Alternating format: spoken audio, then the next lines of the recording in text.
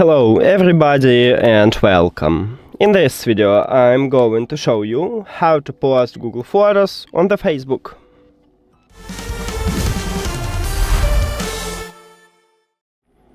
So firstly, quick check is you login into some account on the Facebook.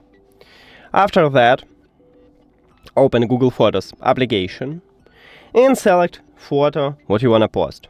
Say I wanna post this photo. Click Share at the left bottom.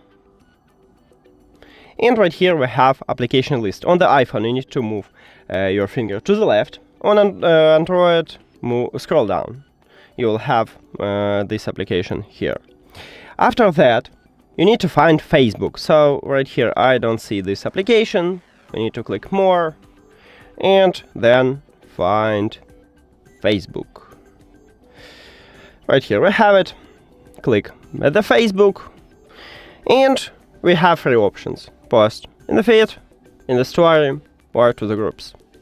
I want to post it to the story, so I click at the story and it moved to the Facebook. Now we use Facebook application, so I'm going to share it.